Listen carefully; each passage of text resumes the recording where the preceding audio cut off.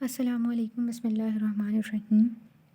Mineral acids के अंदर sulphuric acid के सिनोनिम ऑयल ऑफ पेट्रोल भी इसे कहते हैं। इसकी फिजिकल अपीयरेंस हैवी ऑयली और कलरलेस नॉन फ्यूमिंग लिक्विड है। बताइए हमें कैसा होता है ये। जब वाटर के साथ इसकी एफिनिटी काफ़ी ज़्यादा होती है, जब रिएक्ट करता है वाटर के साथ तो इसका रिएक्शन एक्सोथर्मिक होता है और हीट रिलीज़ होती है। ठीक है, कमर्शियल यूज़ को गोली मारते हैं। मैकेनिज्म इन्फेक्शन इसका 3 तरह का होता है। पहला है कि इसने वाटर एक्सट्रैक्ट कर लेगा या टिश्यूज़ से। क्यों करेगा एक्सट्रैक्ट? क्योंकि जैसे ही इसका ग्रेटर एफिनिटी फॉर वाटर है, ये वाटर के साथ रिएक्ट करना चाहेगा, इसने वाटर एक्सट्रैक्ट कर लेना है टिश्यूज़ से ताकि वो उसके साथ रिएक्ट कर सके। तो ये जहाँ पर गिरेगा उस टिश्यू से वाटर एक्सट्रैक्ट कर लेगा, पहला एक्शन। दूसरा एक्शन क्या होगा कि जब सारा वाटर एक्सट्रैक्ट हो गया तो वहाँ पर जो प्रोटीन्स होंगे उनकी कोएगुलेशन हो जाएगी और जो हीमोग्लोबिन है वो हेमेटिन के अंदर कन्वर्ट हो जाएगा। हेमेटिन की वजह से इसका ब्लू कह रही हूँ, ब्लैक कलर आ रहा होता है। कार्बनाइजेशन मौजूद होती है पोस्टमार्टम अपीयरेंस पर, ब्लैक कलर आ रहा होता है। तो ये 3 इसके मैकेनिज्म ऑफ एक्शन हो गए कि हाइग्रोस्कोपिक है, कोएगुलेशन है और हीमोग्लोबिन हेमेटिन के अंदर कन्वर्ट हो रहा है। ठीक है, H2SO4 है ना, तो वी कैन रिमेंबर कि 2H आ रहे हैं और maybe S and C rhyme, so coagulation of cellular proteins as ऐसे याद रखा जा सकता है शायद। Any ways fatal dose 10 to 15 ml होती है और पीरियड 12 से 24 घंटे होते हैं। साइन और सिम्टम की बात करें तो क्रोहियन मौजूद है, वॉमिटिंग डार्क ब्राउन या ब्लैक या एसिडिक वगैरह हो सकती है और डिस्फोनिया डिस्फेजिया मौजूद होगा। वॉमिटस के अंदर फ्रैगमेंट्स ऑफ म्यूकस मेम्ब्रेन भी मौजूद हो सकते हैं। इसके अलावा पेन मौजूद होगी एपिगेस्ट्रियम के रीजन में और रेट्रोस्टर्नल रीजन के अंदर, और इसके अलावा ईसोफेगस के अंदर परफोरेशन भी हो सकती है। बिसाइड्स दैट डिस्ट्रैक्शन जब हुई हुई है टिश्यूज़ की तो वीकनेस और एग्जॉस्शन वगैरह मौजूद होगी।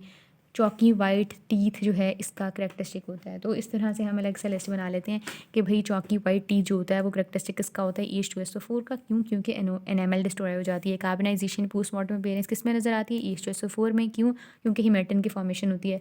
बाकी फिर हम आगे विट्रोलाज का पढ़ते हैं तो उसमें स्किन येलो हो जाती है। In the case of the uses HNO3 का यूज़ करके अगर एसिड मतलब उसको फेंका गया विट्रोलाज में, इसका यूज़ इस्तेमाल हुआ है तो येलो कलर हो जाती है और ब्लैक होती है in the case of H2SO4।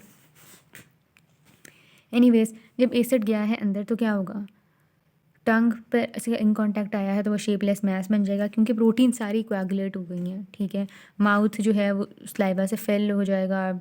Dysphagia dystonia edema और एसिडीमिया मौजूद होगा। कॉम्प्लिकेशन इसकी क्या हो जाएगी कि वहाँ पर परफोरेशन हो सकती है, जीआई ट्रैक के अंदर स्ट्रक्चर फॉर्मेशन हो सकती है और फर्दर इन्फेक्शन और रीनल फेलियर की तरफ बात चली जाएगी।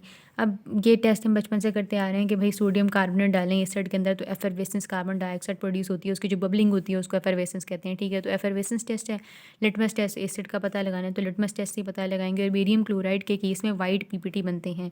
ठीक है, उसके बाद ट्रीटमेंट को देखें तो इसमें ना एमएसएस करना है ना गैस्ट्रिक लेवाज करना है। ये अलग से हम बाद में लिख सकते हैं कि एमएसएस या गैस्ट्रिक लेवाज जो है वो किस किस के अंदर कॉन्ट्रा इंडिकेटेड है। ठीक है, तो दैट इज़ इंपॉर्टेंट कि H2SO4 में दिस इज़ कॉन्ट्रा इंडिकेटेड।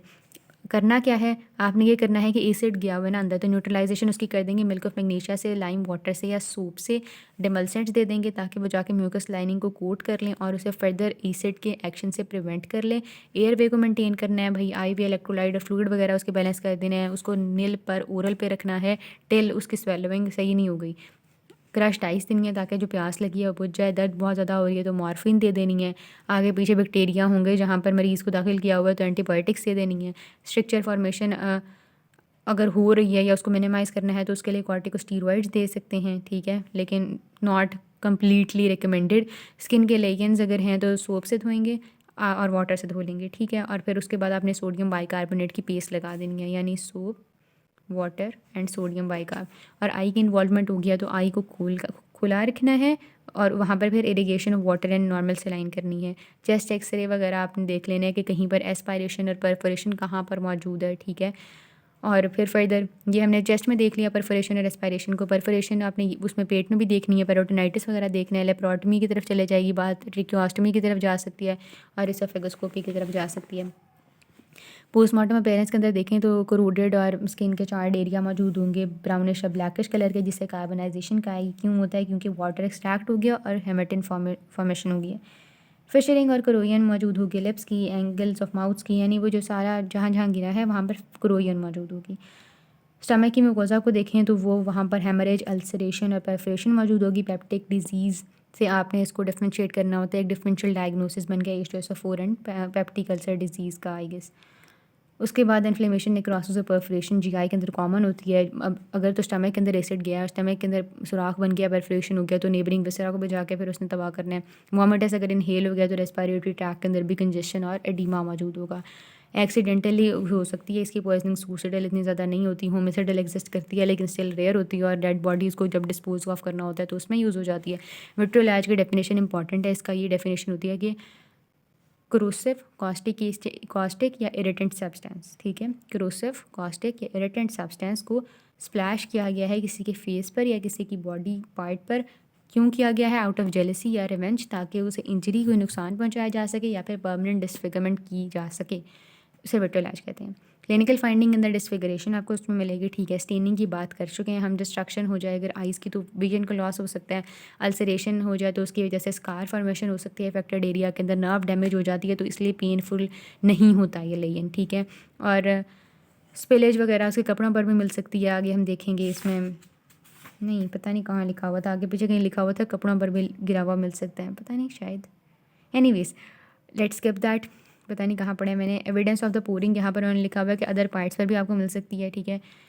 और रिलेशन जो होते हैं कंट्रैक्चर या स्कारिंग की वजह से मूवमेंट रिस्ट्रिक्ट हो सकती है और डिसेबिलिटी हो सकती है, ठीक है। इसके अलावा ये किसके अंदर आता है? When we are talking about किसास इन दी एक्ट, तो उसमें ये इतलाफ़ सलाहियत उसके अंदर आता है, ठीक है। अगर विक्टिम सर्वाइव कर जाता है और तो फिर ये इस वाली कैटेगरी के अंदर आता है। होमिसाइडल केसेस भी एग्जिस्ट करते हैं। अच्छा, विट्रोलैज के आपके पास आ गया विक्टिम, अब आपने क्या करना है? आपने सबसे पहले वॉश करना है सोबर वाटर से, एंटीबायोटिक की जो एंटीबायोटिक ऑइंटमेंट या कोई ब्लैंड ऑइंटमेंट अप्लाई कर देनी है एरिया पर। मैग्नीशियम ऑक्साइड का पेस्ट वहाँ पर लगा देंगे तो आफाका हो सकता है। आइज़ का मसला हो गया है तो इरीगेशन करनी है विद 1% सोडियम, इसे हाईलाइट कर देना चाहिए, wait a minute, 1% sodium bicarbonate and olive oil, ठीक है। और आई ड्रॉप्स अगेन एंटीबायोटिक्स और स्टीरॉयड डाल दें तो गुड, दैट्स गुड। आखिरी चीज़ है कि कौन से सब्सटेंसेस हैं जो कि विट्रोलैज के लिए यूज़ होते हैं। कुछ एसिड्स हैं जिसमें सल्फ्यूरिक एसिड, HCl और नाइट्रिक एसिड यूज़ होता है। अल्कलीज के अंदर कॉस्टिक सोडा और कॉस्टिक पोटाश यूज़ होता है, और प्लांट इरिटेंट्स के अंदर मार्किंग नट का जूस यूज़ होता है।